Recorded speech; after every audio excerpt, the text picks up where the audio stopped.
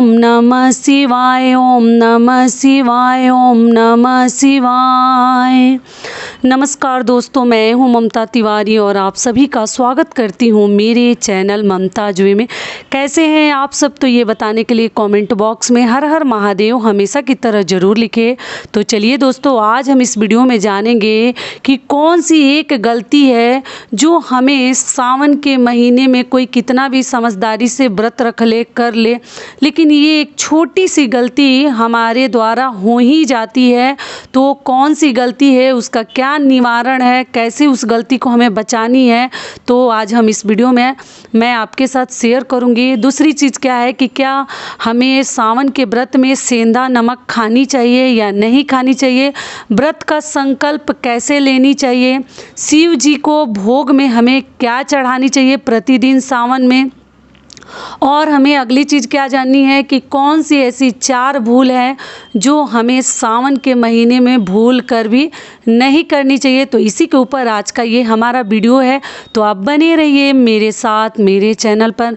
अगर आपको मेरा वीडियो पसंद आता है तो प्लीज़ आप मेरे चैनल को सब्सक्राइब कर दीजिएगा, बेल आइकन को प्रेस कर दीजिएगा, जिससे मेरे वीडियो के नए नोटिफिकेशन आप सभी के पास सबसे पहले पहुँचे।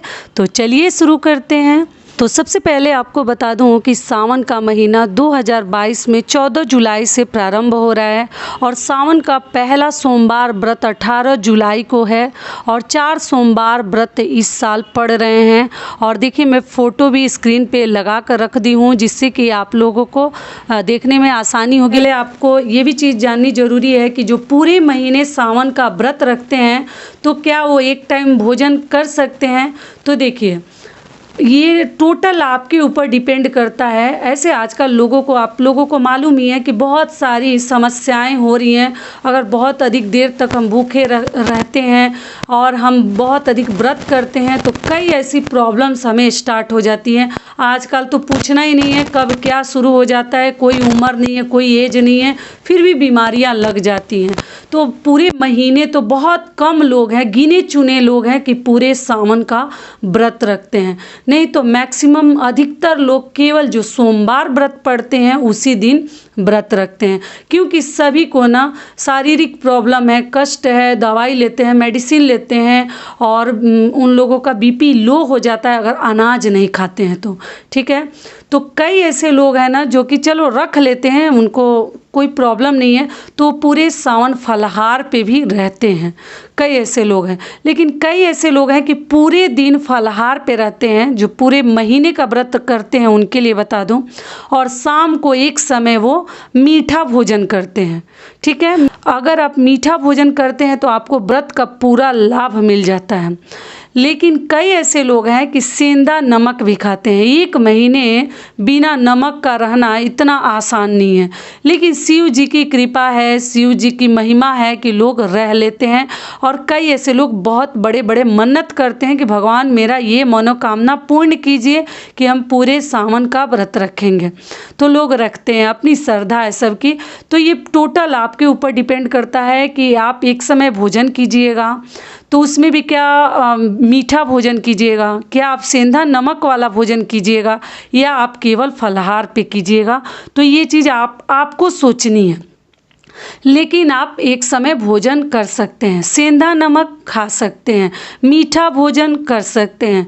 तो पहले दिन ही आपको संकल्प लेनी है, जिस दिन सावन हमारा जो है शुरू हो रहा है, प्रारंभ हो रहा है 14 जुलाई को, और लेकर मन में कि भगवान हमारी ये मनोकामना पूर्ण कीजिए, या नहीं मनोकामना है तो भी भगवान के प्रति आपको बहुत अधिक लगाव है, सनातन धर्म के आप बहुत प्रेमी हैं, प्रिय हैं, और आपको शिव जी का जो पावन और पवित्र महीने में पूरे महीने व्रत रखने की श्रद्धा है, तो आप रख सकते हैं, कहीं कोई मनाही नहीं है।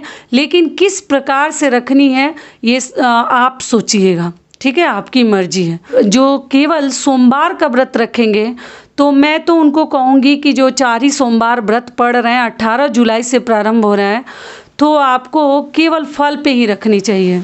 भोजन ना करें, क्योंकि जो केवल सोमवार का कर रहे हैं उनको भोजन खाना शोभा नहीं देता।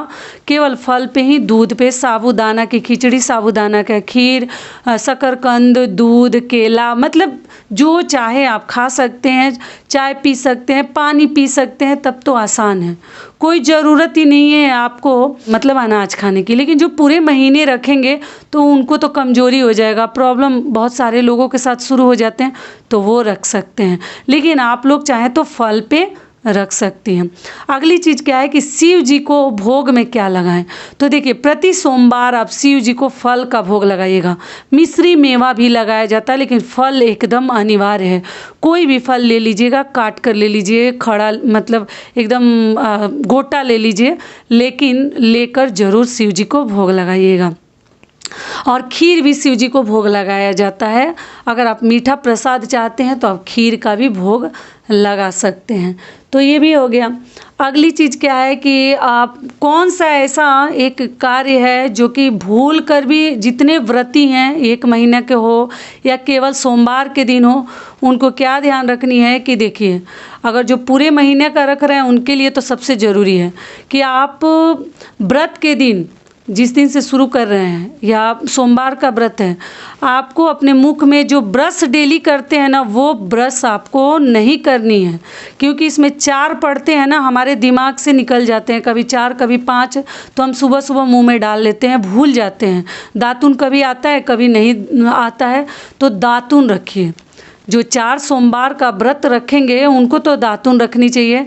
आप लोग कहते हैं दीदी हमारे पास दातुन नहीं मिलता है, तो देखिए, जो 1 महीने का कर रहे हैं वो भी, जो केवल सोमवार व्रत कर रहे हैं वो भी, आप लोग एक नया ब्रश, जिनको दातुन नहीं मिल रहा है, बिना लहसुन प्याज वाला एक नया ब्रश व्रत के लिए ही निकाल कर रख लीजिए, और वही ब्रश आप लोग कीजिएगा, ठीक है, प्रतिदिन। अगले दिन पारण के दिन भी उसी ब्रश को मुंह में डालिएगा। ये ना कि जो प्रतिदिन आप ब्रश कर रहे हैं अपना नॉर्मल वाला वही डाल लीजिएगा।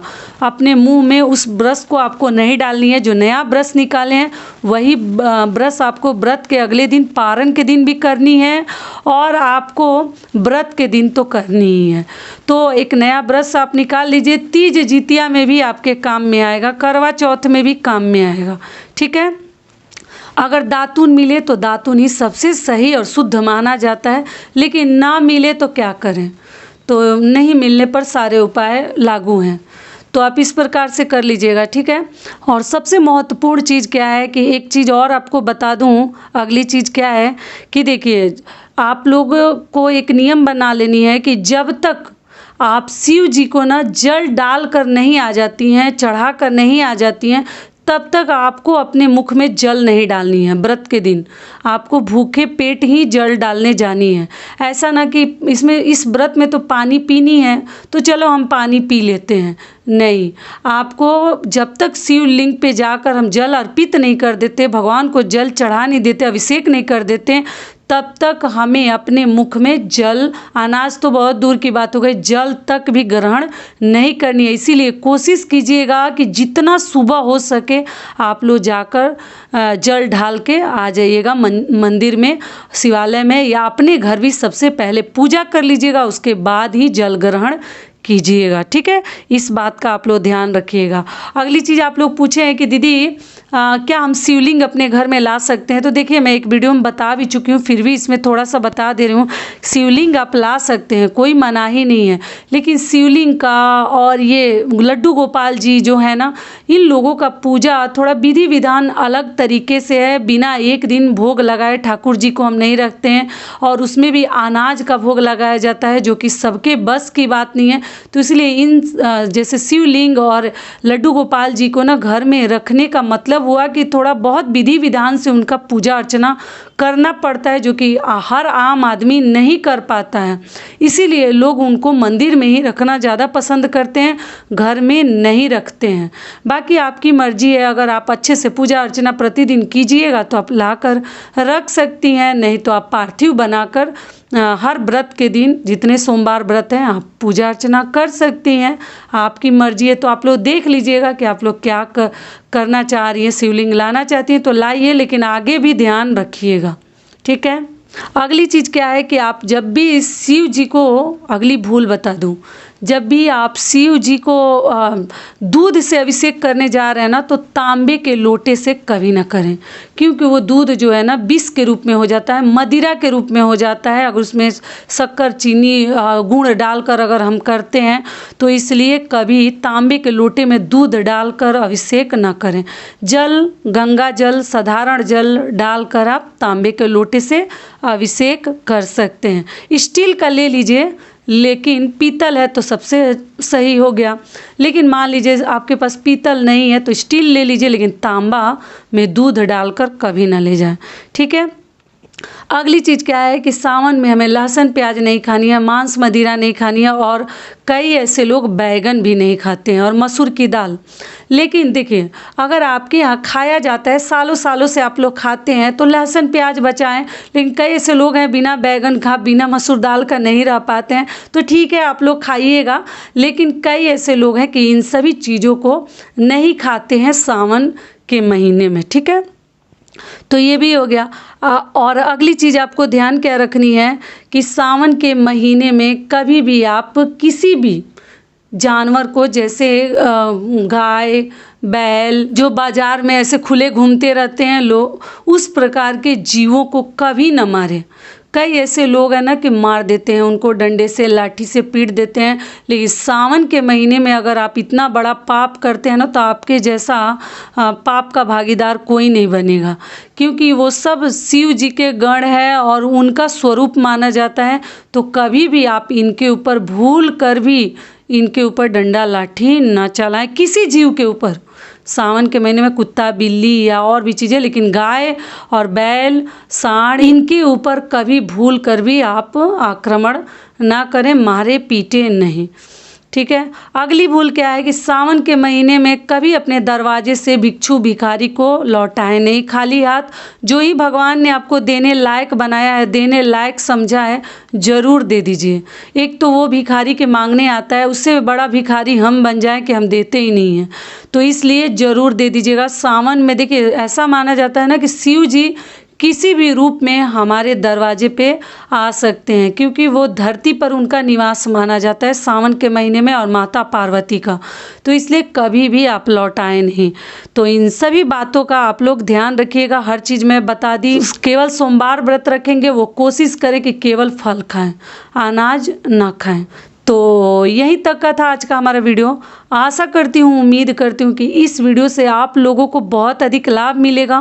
फिर मिलती हूँ एक नए वीडियो में, तब तक के लिए नमस्कार। स्वस्थ रहिए, सुरक्षित रहिए, और जहाँ कहीं भी रहिए खूब खुश रहिए।